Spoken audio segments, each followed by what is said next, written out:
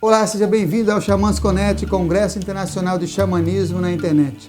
Agora você assistirá à palestra A Energia dos Escudos Xamânicos com Candy Bouchert, artesã e desenvolve objetos de poder inspirados na arte indígena do norte da América. Ela que é autodidata, pesquisadora dos ritos de cura nativos através da utilização intuitiva de instrumentos sagrados de poder. Lembre-se, papel e caneta na mão, tablet ou celular para fazer suas anotações. Aproveite também e se inscreva em nosso canal, curta e compartilhe o link deste vídeo com seus amigos. Essa é uma das formas de você apoiar positivamente este projeto. Fique agora com a fala inspiradora de Candy Bouchert, que as melhores energias cheguem até você. Xamãs Connect, primeiro Congresso Internacional de Xamanismo na Internet. Arrou, Metacuye Oyassim, por todas as nossas relações.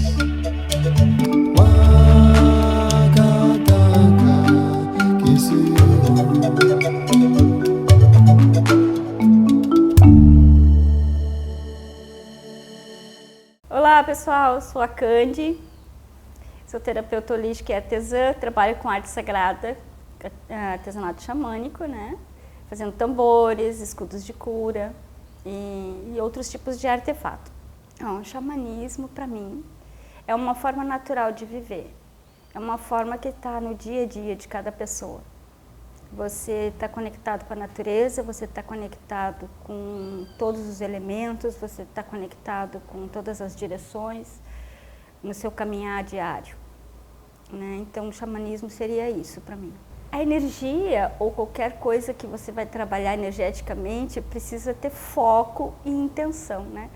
Precisa ser bem direcionada, porque se você trabalhar com uma energia mal direcionada, ela pode te causar muitos danos, não é?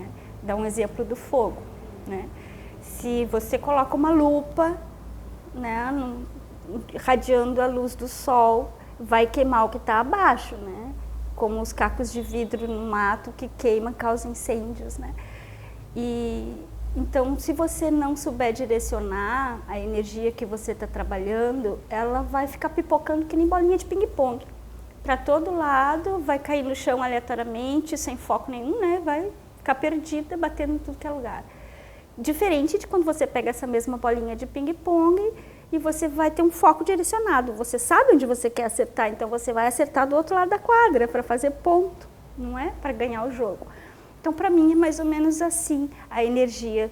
Se você não souber trabalhar a energia ou não souber direcionar a energia através do seu foco, da sua atenção direcionada, ela pode fazer qualquer coisa.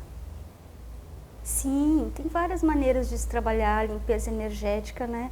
Hoje em dia, com a correria do dia a dia, com as pessoas cada vez tendo menos tempo, menos condições mais estressadas e menos condições de parar, para respirar, para relaxar, para colocar o seu corpo em ordem energeticamente, né? Então, assim, uma forma super rápida, prática e fácil que eu aprendi de fazer uma limpeza é queimar sálvia, né? Queima sálvia no corpo ali rapidinho, você pode fazer, né? E depois no ambiente de casa ou do trabalho, né? Outra forma que é rápida, que seria uns 3 minutos, seria colocar sal no umbigo, aí você limpa esse sal, depois você coloca, deixa uns minutinhos, né? Coloca alecrim para trazer alegria, e aí você limpa de novo. Então são formas VaptVup de limpeza. E tem a limpeza energética que você faz com os instrumentos sagrados, que essa é uma coisa mais elaborada, uma coisa mais, assim, como é que eu posso te dizer? Você pode usar o tambor, você pode usar a maraca, você pode usar movimentos corporais, a mão, né, como varredura, você pode usar sopros para limpar nos chakras da pessoa, né, canto, né, qualquer outra coisa que... Eu gosto muito de deixar fluir, de deixar vir do coração mesmo, sabe? Aquela coisa de você olhar para a pessoa e conversar com a energia, conversar com o que está ali, né? Com aquele espírito que esteja ali, ou com aquela energia que está ali, né? E ver o que o corpo está sentindo e qual é a melhor forma que a gente poderia trabalhar junto para trazer o bem-estar maior para aquela pessoa, para trazer o que aquela pessoa está necessitando naquele momento. Porque você não conhece a pessoa, e a pessoa muitas vezes não conhece a si mesma, então ninguém sabe o que ela precisa. Só que tem o espírito, sabe? A alma, ou a super-alma, sabe? Então você vai conversar com esse eu superior. e com essas energias, e você vai ver qual a melhor forma que você pode trabalhar com essa pessoa. Nos primórdios dos tempos, tinham alguns que eram principais, que são o escudo de cura, não é? E o tambor, né? Um pouquinho mais adiante o tambor. Os escudos de cura eram usados pelos guerreiros, né? Que eles faziam aquele rito de passagem do jovem, da criança, né? Do jovem para o adulto guerreiro, e eles iam fazer a busca de visão, e através das visões da busca de visão, eles teriam então a sabedoria, né? A orientação de qual instrumento que eles iam fazer. E também tinha a medicine bag, ou a sacola de medicina, né? Que eles usavam para as guerras, né? Para os utensílios que eles iam precisar de erva, de coisas assim, alguma coisa que desse poder para eles, que eles encontravam ao longo da trajetória deles, né? Hoje em dia já tem mais outras coisas, e também depende muito da etnia, né? Não conheço todas, mas tem o pau de chuva, tem os abanilhos, tem o cocar para algumas etnias, né? Tem vários instrumentos que você pode utilizar, né? Na limpeza, assim, eu gosto muito, assim, do tambor. Porque saiu em cima da minha voz. Oi? Só voltar porque saiu em cima da minha voz. Ok. Quais os instrumentos que você usa na sua limpeza? Os instrumentos que eu uso, que eu gosto muito de usar, né? Que é o tambor, a maraca, e gosto de usar cristais e ervas também, né? Que é a sálvia, a que eu mais uso, o alecrim às vezes, porque a pessoa está precisando, né, dar um up, né? Uma alegria. E então são coisas que eu uso. Cristais, eu amo cristais, adoro usar, principalmente os translúcidos, os brancos, né, transparentes. Gosto muito de usar. O artesanato xamânico, para mim, ele foi lá por meados de 2004, que eu fui num encontro, né, num workshop de um australiano aqui em Porto Alegre, e eu nunca tinha ouvido falar de xamanismo, né? Então, a partir daquele workshop, a partir daquele encontro, foi muito estranho para mim. Era um workshop de resgate de alma. Eu tinha um pouco de receio, de medo dessas coisas, porque eu venho de uma origem adventista, muito rígida, né? Então, nossa, para mim aquilo era tudo muito assustador, assim. Só que eu comecei a ter, enquanto ele tocava o tambor e as práticas de resgate de alma foram acontecendo, eu fui percebendo que aquilo era muito familiar para mim, muito familiar, apesar do meu medo. E que eu comecei a ter tipo uma espécie de regressão, conforme ele ia resgatando os pedaços das pessoas, eu ia tendo lembranças, e era como se aquilo fosse muito real para mim naquele momento. A partir daquele momento eu comecei a frequentar alguns grupos, né, e a fazer algumas práticas, aprender, né, algumas coisas, vivenciar, na verdade, algumas práticas, né, que foi a tenda do suor, que foi busca de visão, eu nunca fiz, mas participava de algumas coisas, de alguns eventos, fui apoiadora várias vezes. Então, assim, eu percebi que tudo era muito natural, tudo era muito familiar, né? E eu aprendi a fazer a medicine bag, foi meu primeiro artefato xamânico, porque eu vi uma medicine bag numa pessoa e eu disse, nossa, eu quero uma pra mim. E aí eu cheguei em casa muito empolgada com aquilo, me sentei no chão, tinha uma pecinha onde eu me sentava.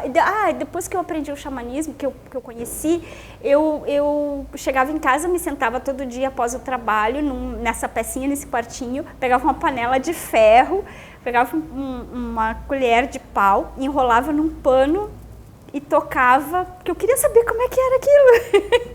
Gostava muito, para mim era muito legal. Então, assim, foi assim, sentada no chão e pedindo orientação lá do jeito que eu sabia, do jeito que eu conseguia, para fazer a minha medicine bag. Então, foi a minha primeira medicine bag. Aí, depois disso, eu comecei a fazer nos grupos e o pessoal começou a gostar, porque, eu quero uma para mim, faz uma para mim, faz uma para mim. E aí eu comecei a fazer, só que eu adoro animais, eu tenho uma conexão muito forte com os animais, então eu queria fazer a medicine bag desenhada com um animalzinho, com um bichinho, né?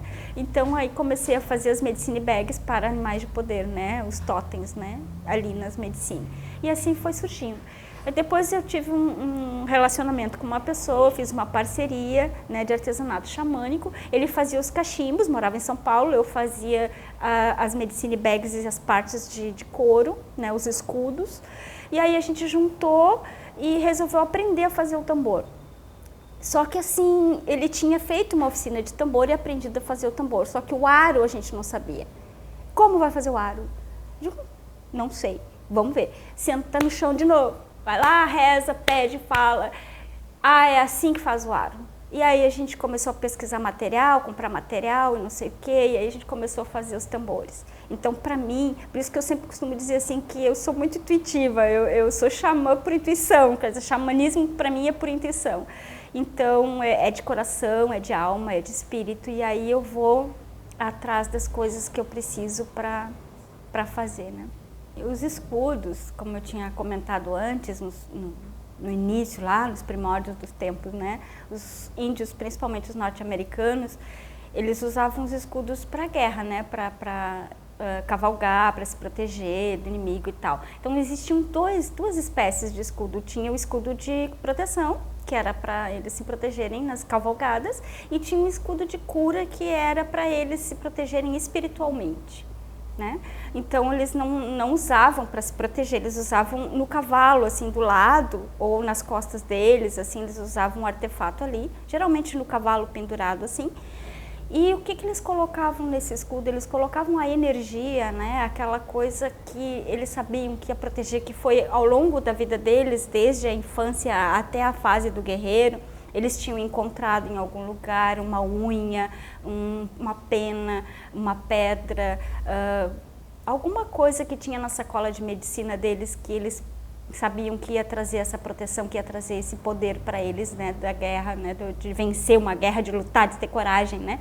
Então eles colocavam isso em forma de imagem, eles pintavam isso, né, naquela época com alguma tinta, alguma coisa da própria natureza, né?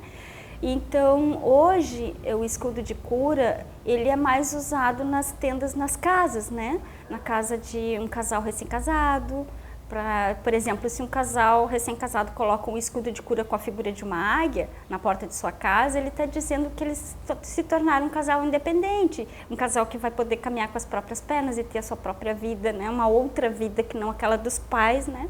Então, eles estão seguindo um caminho independente, né? Então, a águia é muito boa para isso, a águia ajuda nessa liberdade, né?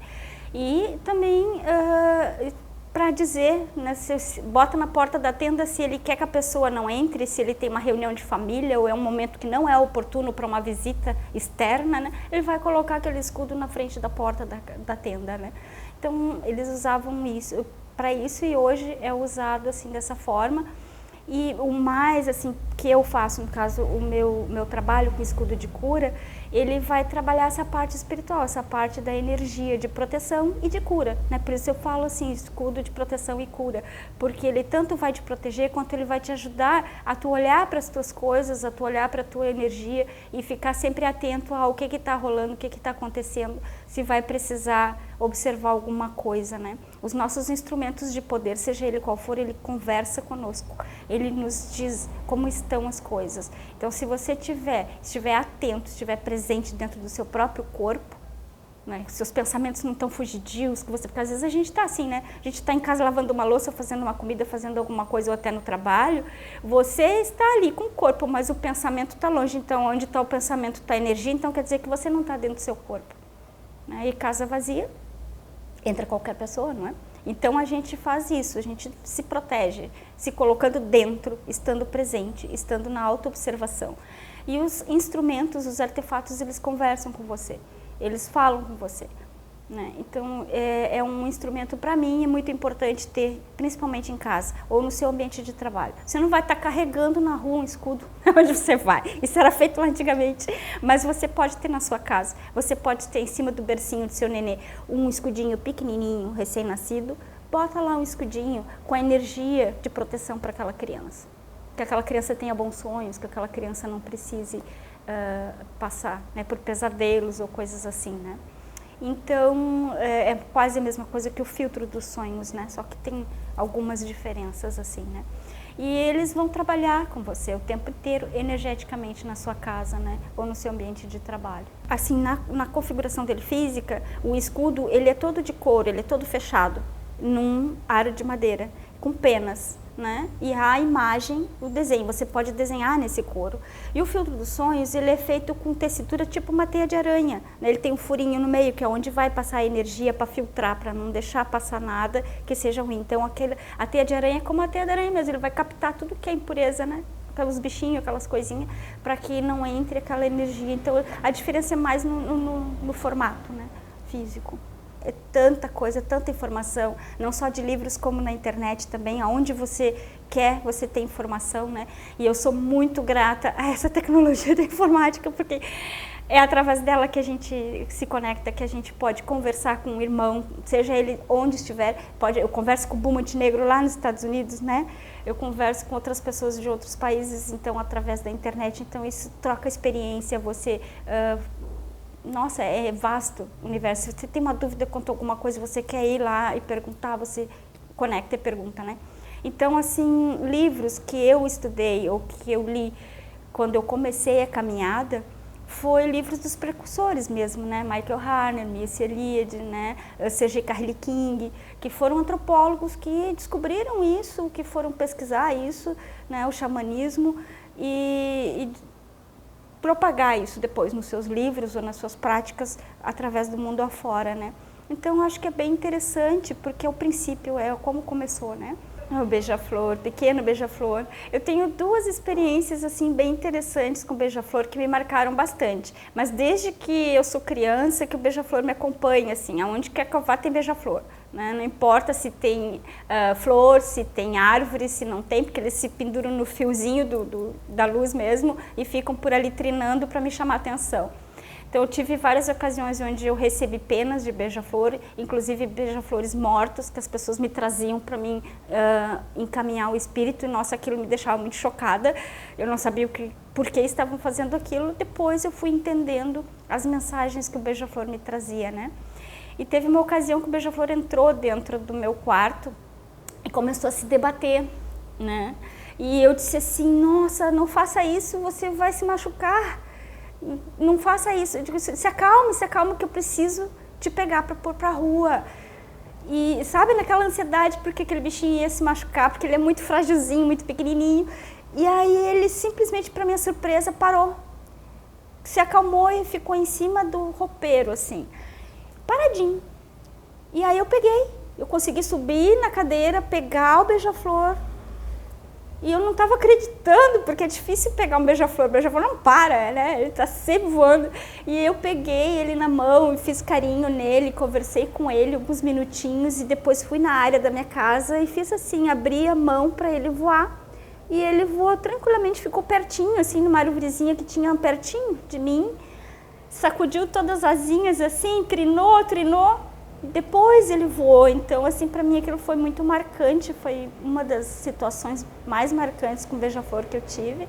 E numa outra ocasião também, onde ele estava se debatendo num lugar, num salão, onde tinham pessoas, e eu comecei a cantar baixinho, assim, bem discretamente, eu comecei a cantar e fiz um gesto com a mão, indicando a porta para ele. E ele automaticamente voou pela porta onde eu tinha indicado. Então, assim, são coisas que me trazem, assim, muito forte essa conexão, essa ligação com o beija-flor, né? Teve uma ocasião que um casal de amigos que o homem era professor de letras, e ele viveu com os norte-americanos, com as tribos norte-americanas por 10 anos, estudando a língua Lakota. E ele me chama de beija-flor do sul, então ele me deu o nome de Tanarila, que é em Lakota beija-flor. Se eu tivesse algum conselho, alguma mensagem, né, se eu pudesse passar isso para a humanidade, eu passaria realmente assim, de não perder a essência mesmo, sabe? De você poder manter a sua essência, seja onde você for, seja que situação for, de você não se preocupar tanto, sabe, com as coisas, não ficar tão estressado com as coisas, né, da vida, de você poder ter uma leveza, um desprendimento no caminhar, que isso pode te ajudar bastante, não é? Você não se preocupar muito e você ter respeito pelas coisas, né? Não é por você ser alegre, por você ser brincalhão ou por você ter desprendimento que você vai ter desrespeito, né? Então, você respeitando todas as coisas e levando essa vida com mais leveza, com mais fluidez, né? Você respira, tipo assim, né? Respira.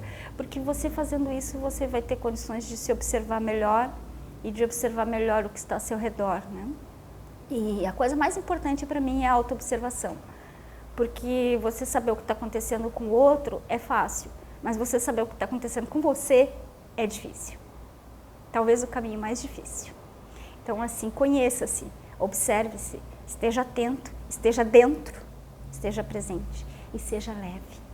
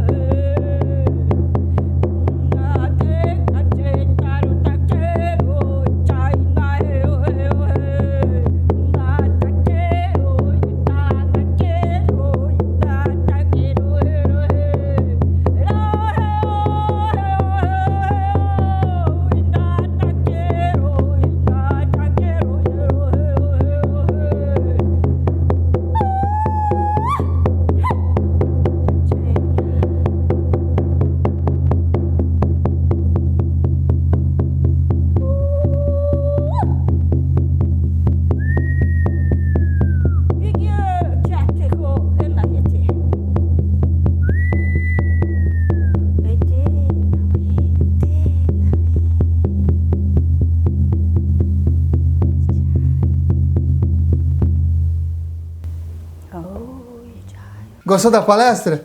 Se você chegou até aqui, provavelmente sim. Sou Samuel Souza de Paula, idealizador do Xamãs Connect, Congresso Internacional de Xamanismo na Internet, e autor do livro Práticas Bioxamânicas, Despertar das Capacidades Interiores. E é uma alegria saber que está prestigiando este evento, onde grandes condutores xamânicos compartilham as melhores práticas para o reconhecimento do seu poder pessoal, manter melhores relacionamentos, desenvolver sua espiritualidade e ampliar sua consciência com dicas, jornadas, segredos e um conteúdo imperdível. Deseja apoiar e se beneficiar ainda mais com esse projeto? Acesse ao site xamansconnect.com.br e informe-se que as melhores energias cheguem até você. Arro Mantaku Yoyasi por todas as nossas relações.